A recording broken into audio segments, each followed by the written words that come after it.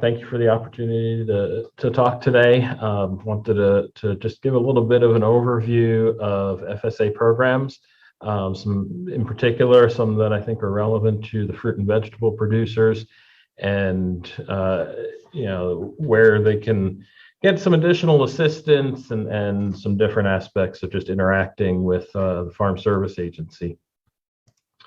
So just as a kind of an overview of today's presentation a bit, with the Farm Service Agency, the first bullet here, I'm not going to talk about much. Commodity operations is something that FSA does a lot of.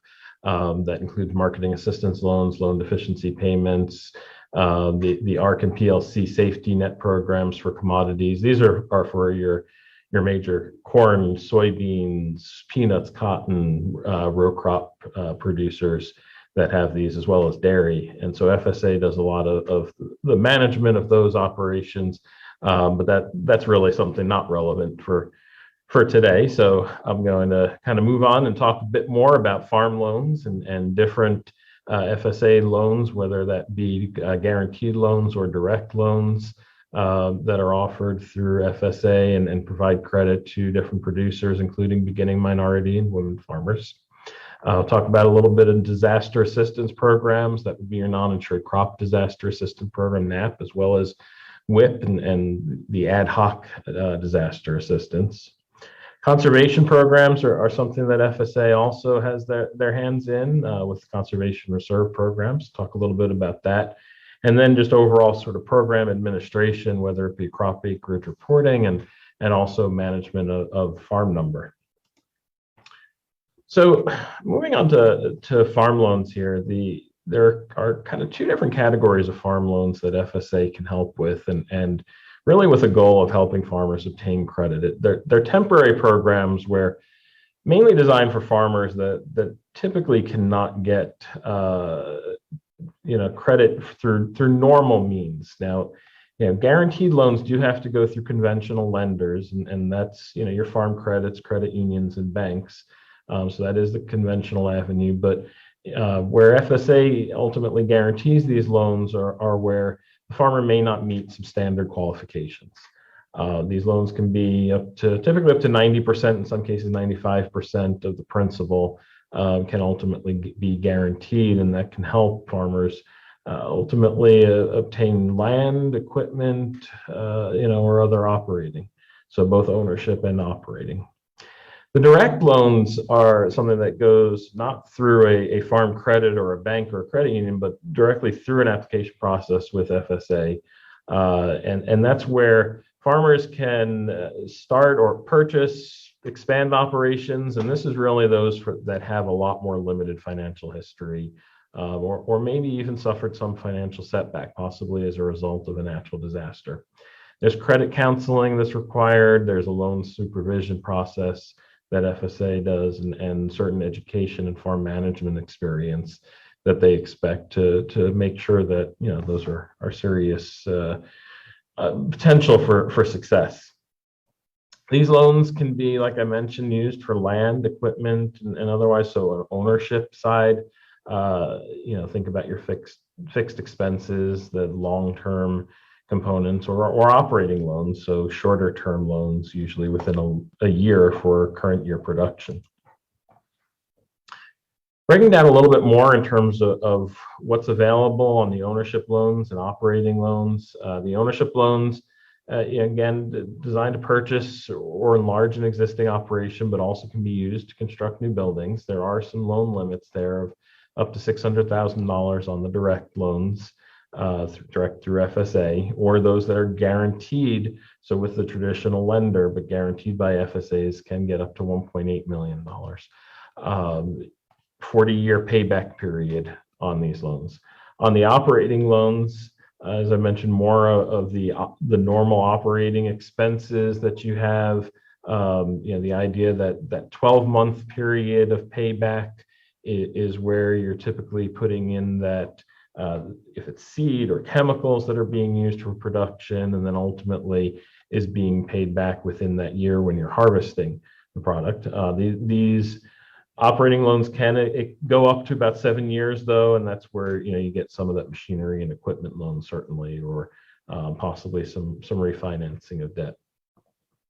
There is a down payment program as well that's available to socially disadvantaged and beginning farmers to purchase farms, and this gets combined with typically those guaranteed loans where maybe a cash down payment that's at 5%, but then there can be an additional down payment loan that's provided for up to, based on certain criteria, up to $300,000 roughly, with the max term of 20 years. So that can provide some access to certain individuals to purchase a farm, but may not have all of the down payment necessary to get that conventional loan or even that guaranteed loan.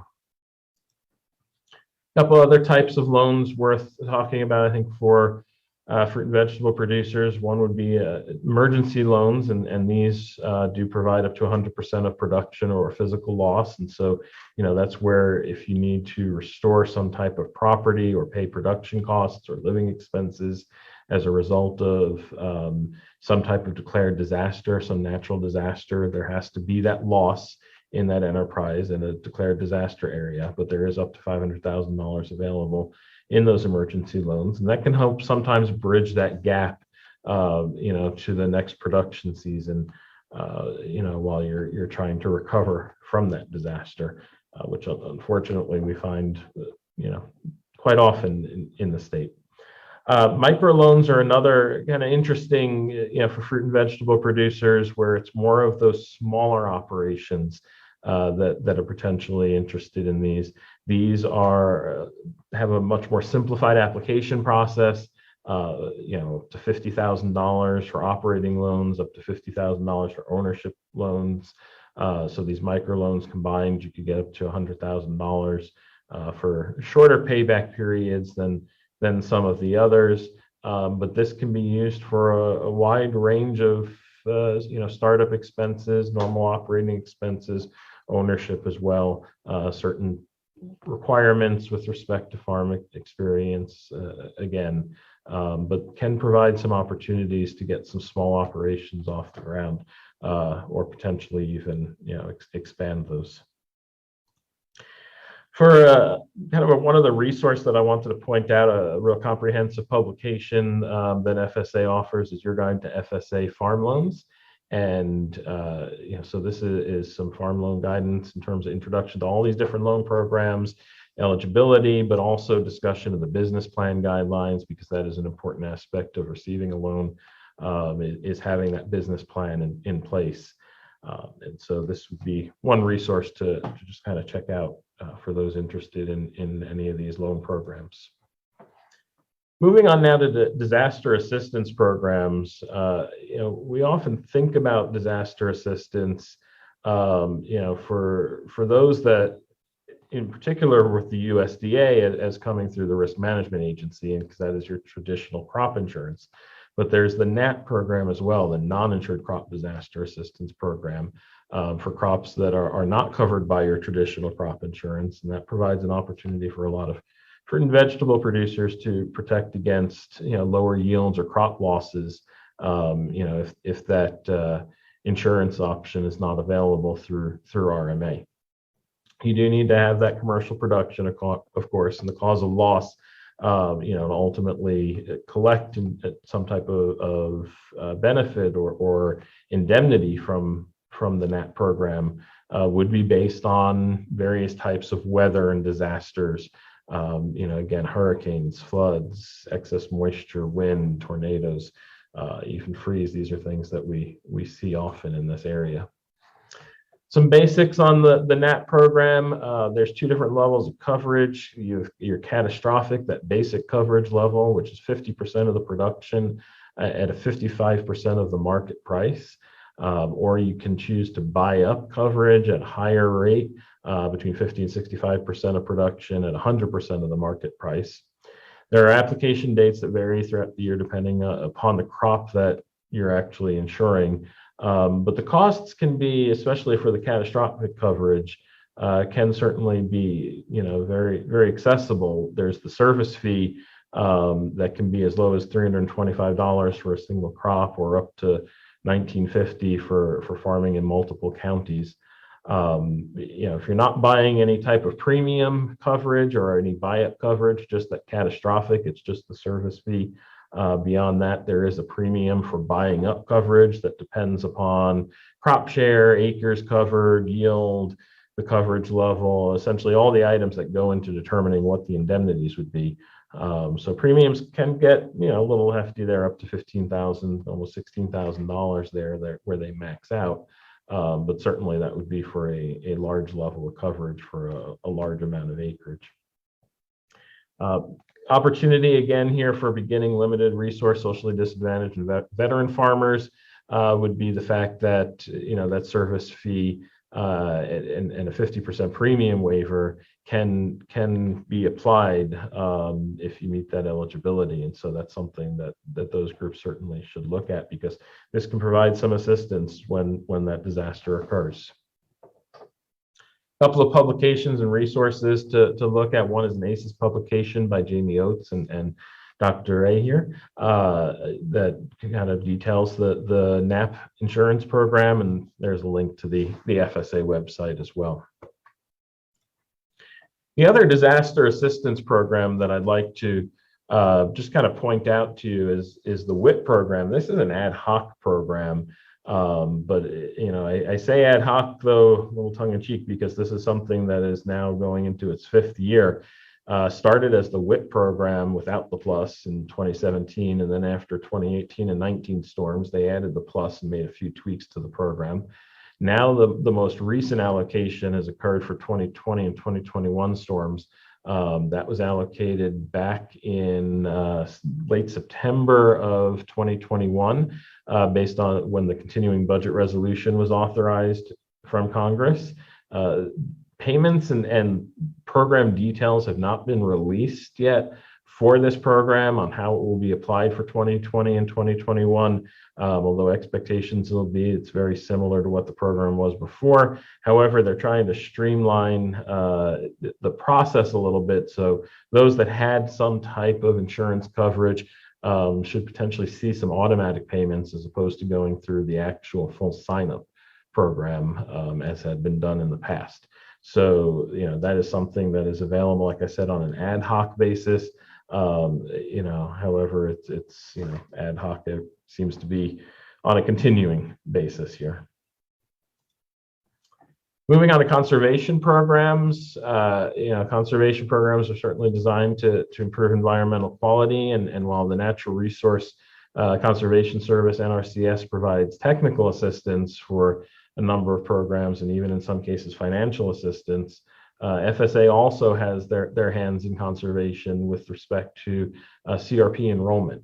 And so that conservation reserve program, you can see 140,919 acres as of this past January were enrolled in Alabama in CRP, with an annual average rental payment rate of $45.67 per acre. So that does allow for the removal of environmentally sensitive land from ag production and help restore that land over that term of that contract. There is also an emergency conservation program as well, just kind of linking back to those natural disasters that FSA manages. That emergency conservation program also can provide access to funds to help restore land and production after a natural disaster if it has damaged significantly that land. A couple of last points. The crop acreage reports fall under FSA as well, and these are important in terms of access to programs, whether it be current programs or future programs. Also provides information with respect to policy. These crop acreage reports ultimately are for you to document, for farmers to document the crop that's grown on the farm and the intended use, typically by July 15th, although it does vary by county and crop with certain crops that are planted later in the year. So it's best to just complete that report right after planting. There's a website with additional more information there, but this is an important function that FSA has. That certainly helps access programs. But to kind of start in terms of accessing programs is getting that farm number. And the management of the farm number through FSA is something that is done in all the county local offices to identify your farm and allow access to these programs. And so, when visiting that local FSA office, if you need that farm number, bring your tax ID, that property deed, or if you're leasing land, that lease agreement. And if you have some other type of legal entity other than a sole proprietorship, if you're incorporated or an LLC or such, make sure proof of signature authority is brought along as well. That'll allow you to get that farm number, allow you to access farm programs, and just kind of work with FSA and other USDA offices. So just some kind of final thoughts. FSA provides that opportunities to engage in risk management strategies, and I think that's what's real significant in FSA's functions and where there's benefits to kind of looking at what FSA offers. The production risk management aspects and the financial in particular are two that fall within that purview of what FSA does. So with that, I encourage everyone as well to sign up for our Ag Economic Update newsletter, and feel free to reach out with any questions, or happy to take any questions right now if there are any.